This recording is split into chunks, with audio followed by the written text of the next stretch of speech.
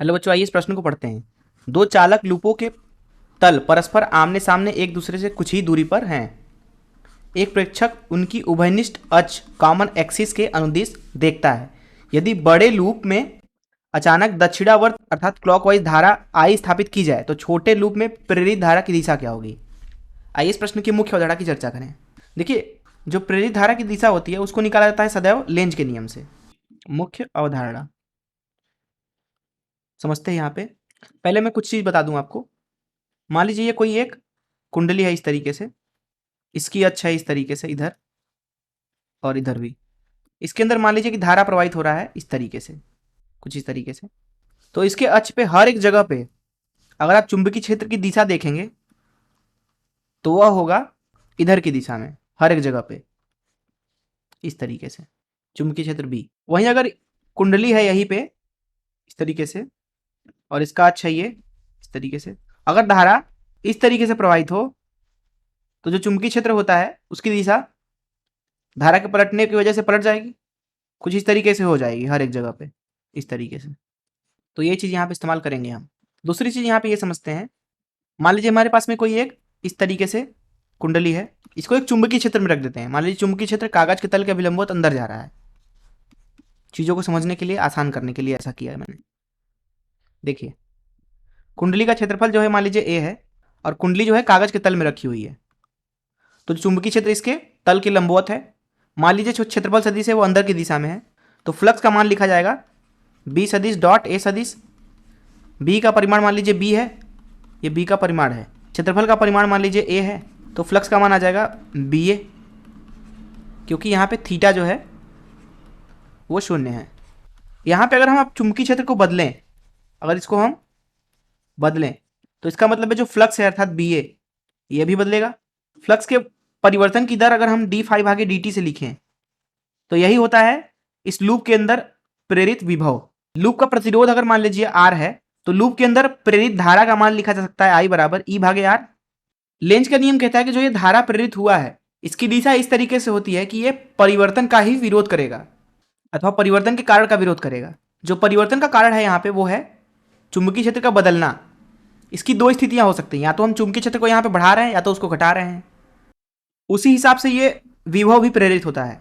चिन्ह के साथ लिखें तो यहाँ ऋण चिन्ह आता है, ये लेंज के नियम को दर्शाता है, ऋण चिन्ह।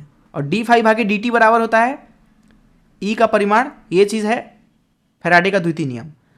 यहाँ पे हम देखते हैं कि जब चुंबकीय क्षेत्र को बढ़ाते हैं अथवा घटाते हैं तो दिशा किस तरीके से बदलती है। यहाँ पे हम दो स्थितियाँ ले लेते हैं, स्थिति एक इधर, स्थिति दो इधर।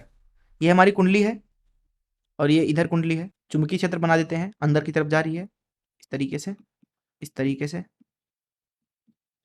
इस तरीके से, इस तरीके से। देखिए, यहाँ पे मान लीजिए चुंबकीय क्षेत्र बढ़ रहा है और यहाँ पे मान लीजिए घट रहा है। अब यहाँ पे चुंबकीय क्षेत्र बढ़ रहा है क्योंकि फ्लक्स होता है बी गुणे ए।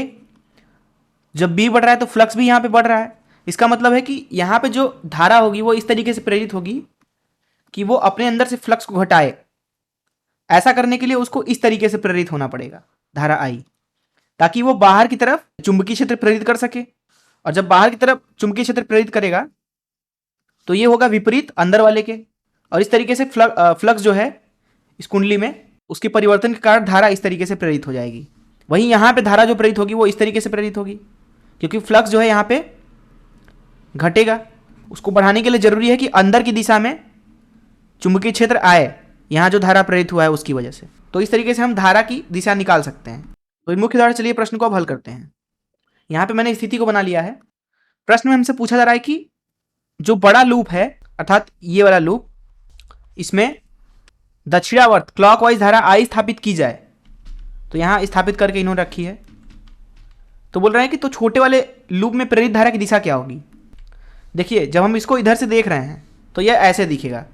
ये बड़ा वाला लूप हो गया और इसके पीछे छोटा वाला लूप है, इसके पीछे छोटा वाला लूप है। इधर से देखने पे धारा हमें इस तरीके से दिखेगी आई। देखिए, पहले ये धारा नहीं था, पहले अर्थात जब धारा आई बराबर शून्य था उस अवस्था में हम बोल सकते हैं कि जो ये छोटा वाला लूप है इसको हम ए नाम दे देते हैं।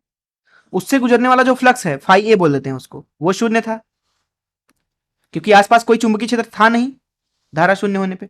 लेकिन जैसे ही आपने धारा स्थापित किया I बराबर, जब आपने शून्य नहीं किया, अर्थात कुछ धारा स्थापित किया, धारा स्थापित किया, मान लीजिए कि डेल्टा टी समय में, डेल्टा टी समय हालांकि बहुत ही कम होगा मान लीजिए, खैर मान लीजिए डेल्टा टी समय लगा, तो यहां पे अब जो ए से फ्लक्स गुजर रहा है उसको फाई डैश ए बोल देते हैं, वो अब शून्य नहीं होगा, जिसका मतलब है कि जो यहां पे ए है कुंडली अथवा लूप, उसमें दरअसल डेल्टा टी समय में फ्लक्स में परिवर्तन आया। अगर उसका परिमाण लिखें तो वो हो जाएगा अंतिम फ्लक्स ऋण प्रारंभिक फ्लक्स, यह है फ्लक्स में परिवर्तन डेल्टा फाई, जो कि दरअसल है फाई ए डैश, जो कि ये शून्य नहीं है।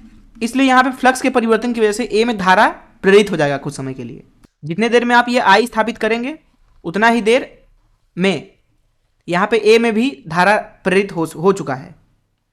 अब उसकी दिशा ज्ञात करते हैं। देखिए, जब ये धारा इस तरीके से है तो चुंबकीय क्षेत्र जो होगा इसके अंदर बाहर की तरफ होगा, इस तरीके से बाहर की तरफ, इस तरीके से।